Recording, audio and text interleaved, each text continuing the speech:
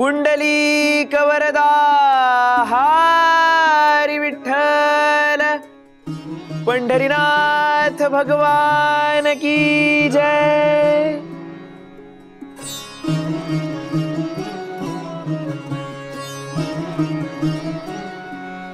गुणीजन हो, धन आणि संपत्तीने तृप्ती विकत घेतली जाऊ शकत नाही असं सदैव आपल्याला सांगितलं जातं। आपल्यापैकी किती जणांना हे सत्य आहे असं वाटतं?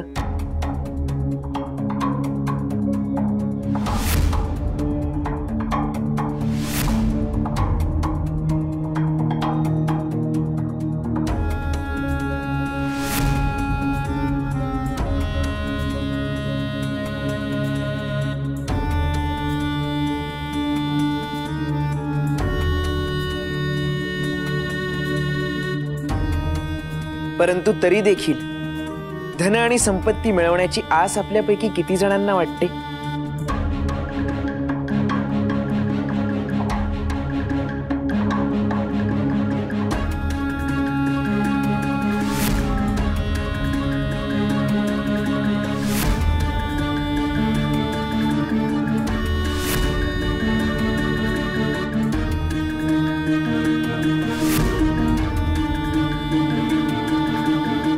याचाच अर्थ असा की आपण जेव्हा धन आणि संपत्तीचा शोध घेत असतो तेव्हा आपल्याला असं वाटत असतं की आपण तृप्तीचा शोध घेतोय,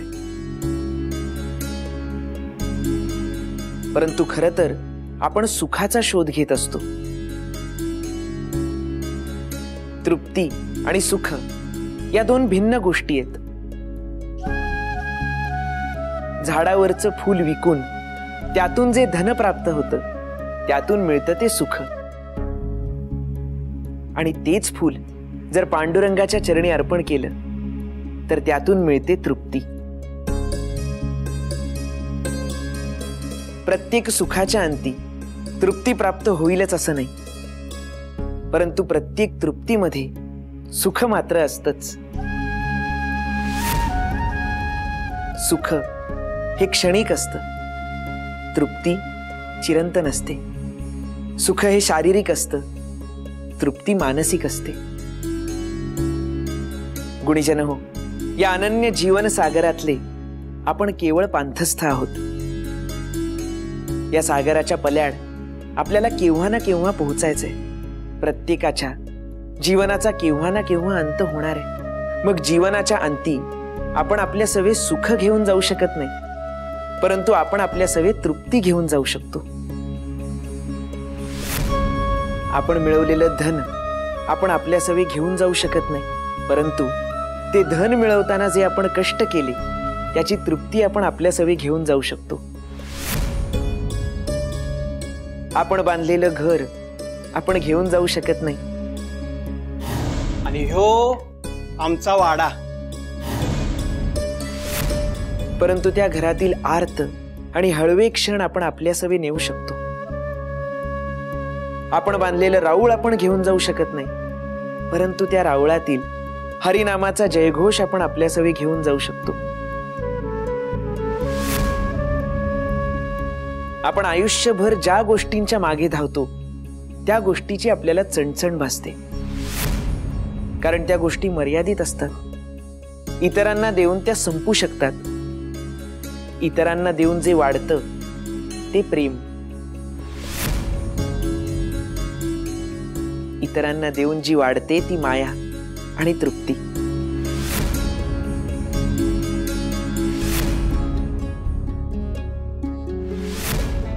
या संबंधी एक सुंदर आणि रंजक कथा आहे। मित्रसेन नावाचा राजा होता। हा राजा बलवान नव्हता, परंतु धनवान होता। धनाने तो बळ विकत घेत असे, परंतु आपल्याकडचं धन जर संपुष्टात आलं तर काय, या भीतीने तो धनाला उराशी कवठाळून बसत असे। उराशी नव्हते ते त्याचे सगळे सोयरे, उराशी नव्हती ती त्याची लेकरं बाळ, आणि उराशी नव्हते ते त्याचे आप्त।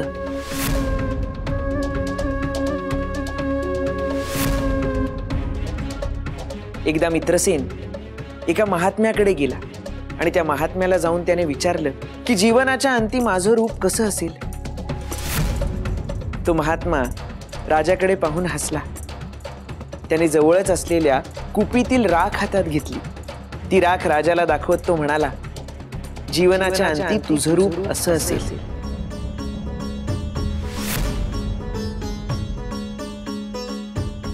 तुझ्या अंगावर कोणतेही अलंकार नसतील, कोणतीही भरजरी वस्त्र नसतील. जीवनाच्या अंती तू असशील एका कुपीतील राख.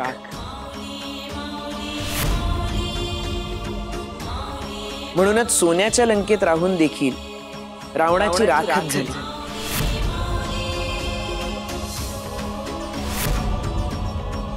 कीर्तिवंत झाले ते प्रभू श्रीराम.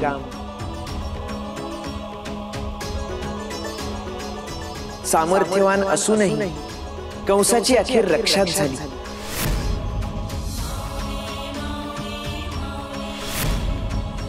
कीर्तिवंत झाले ते भगवान श्रीकृष्ण.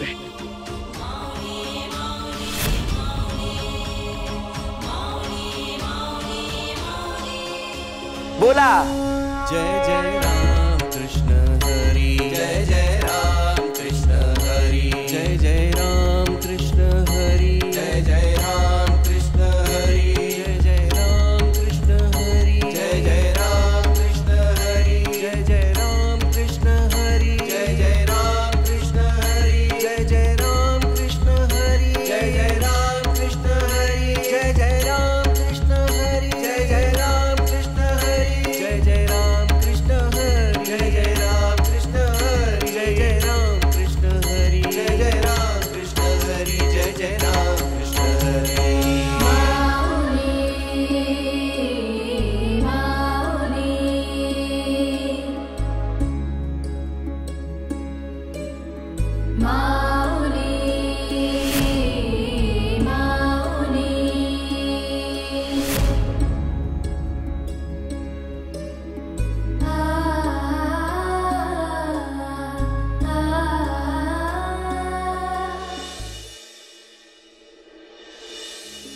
काका, आम्हाला आज्ञा द्या.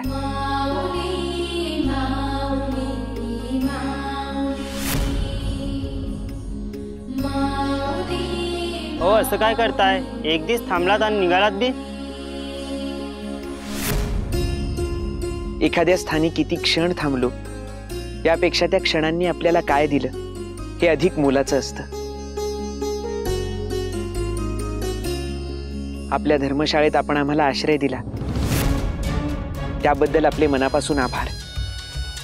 बास.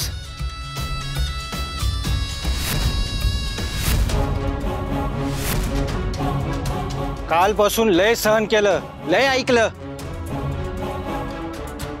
त्या कीर्तनात समद्यांसमोर तुम्ही मला रावण म्हटलात, कंस म्हणालात.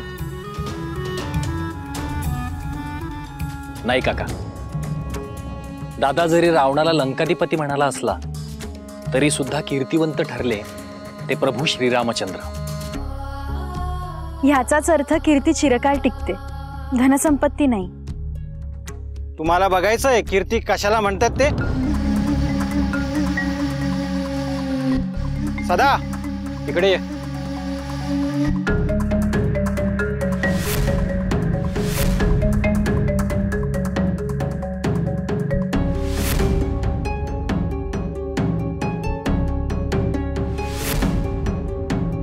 चला रे.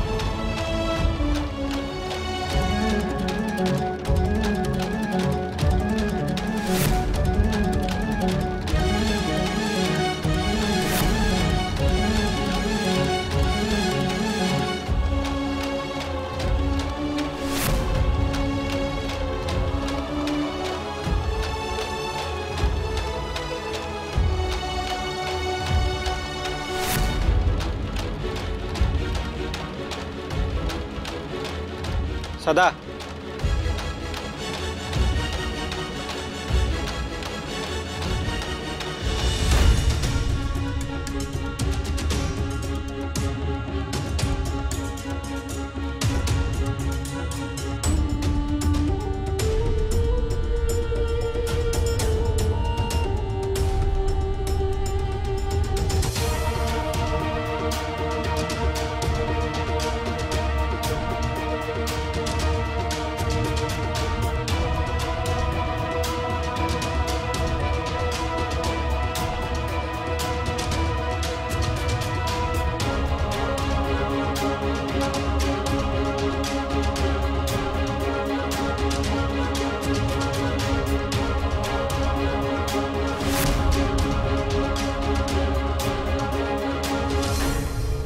बघितलं, याला म्हणतात कीर्ती, आणि ती माझ्याकडे. आणि काल ज्याचा उंबरठा ओलांडलात ना, तो राजवाडा माझा आहे.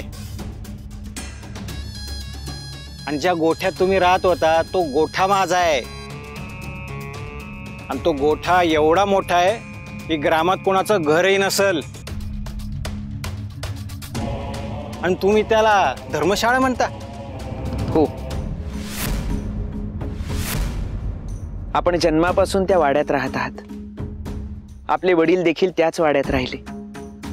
आपल्या वडिलांचं नाव काय? विश्वनाथ. त्यांच्या वडिलांचं नाव काय? भिवाजी.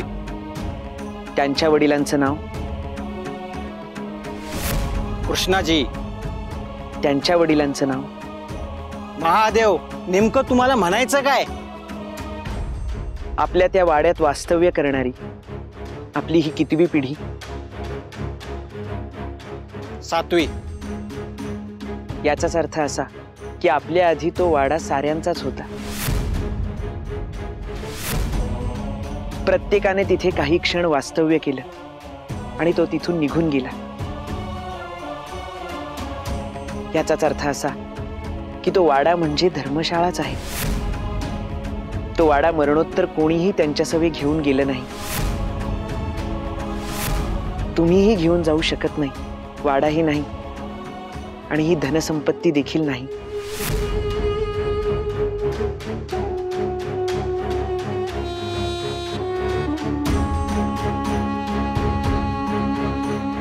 मग कशासाठी इतकी दमछाक आणि कशासाठी हा अहंकार?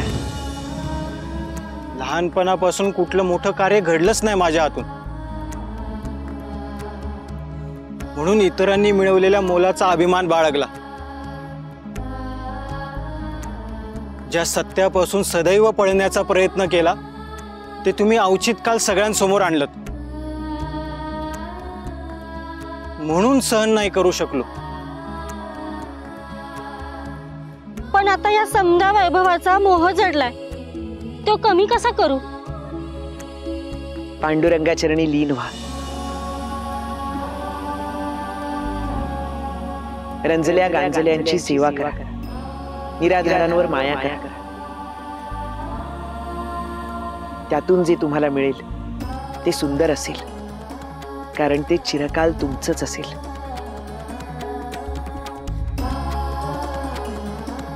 अमरत्वाची संधी प्रत्येकालाच मिळते.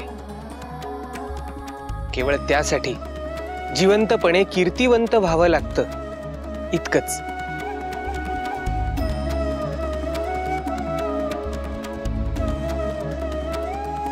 ज्ञानेश्वरा, मला क्षमा करा.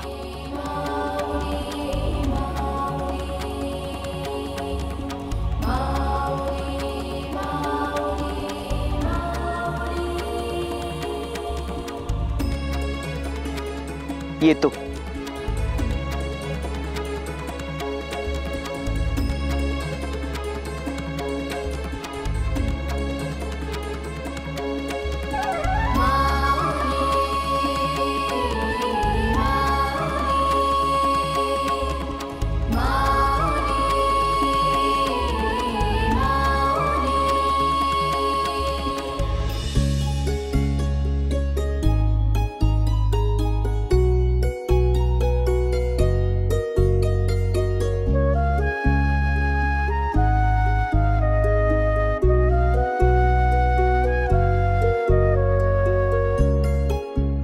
सोपान दादा, पाहिलंच ती मुलं काय खेळतायत ते? हो पाहिलं ना, मगाशीच पाहिलं. तुला आठवतंय लहानपणी आपण पण किती खेळायचो ना हा खेळ? हो. असंच एकदा लहानपणी खेळताना मुक्तेची चिपुलटी पाण्यात जाऊन पडली होती आणि तेव्हापासून मुक्तेला विश्वास आहे की आपण हरवलेली एकही गोष्ट अशी नाही जी ज्ञाना परत आणू शकत नाही. आई बाबांनाही असेच परत आणू शकलो असतो तर.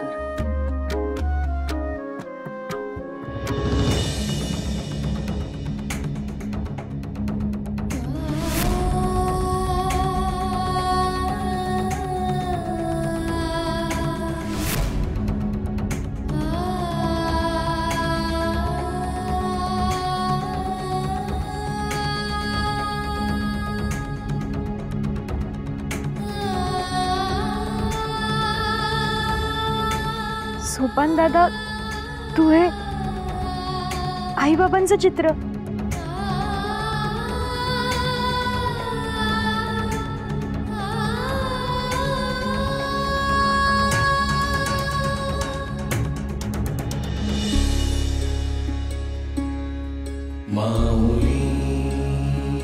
मुक्ते, आज पहाटे एक स्वप्न पडलं. दुरून कुठून तरी आईची साद ऐकू येत होती. सोपाना, सोपाना. पण समोर दाट धुकं होतं, त्यामुळे मी तिला पाहू शकलो नाही. पण तरीही मी तसाच हात पुढे काढत चालत राहिलो. वाटलं होतं की कोणत्याही क्षणी आई माझा हात हातात घेईल. दादा, पहाटेची स्वप्न खरी होतात असं म्हणतात. मला दिसेल का रे आई? दिसेल, उघड्या डोळ्यांनी नाही, परंतु मिटल्या डोळ्यांनी नक्की दिसेल.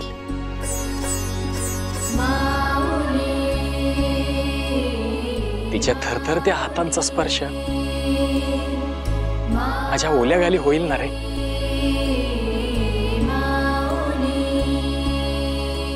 दादा, तू आणि गुरुदादा कळत्या वयात होतात, पण मी आणि मुक्ता इतके लहान होतो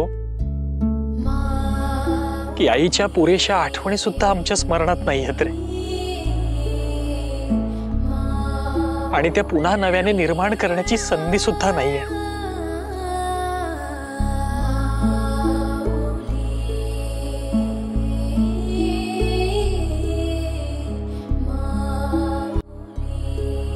तुम्ही ज्ञानेश्वर ना?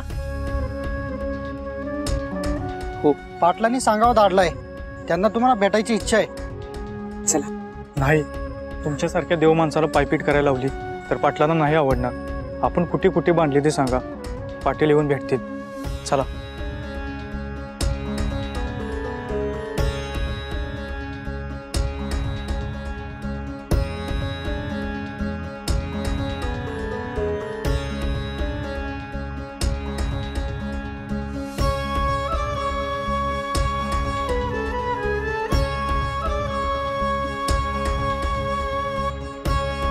चल.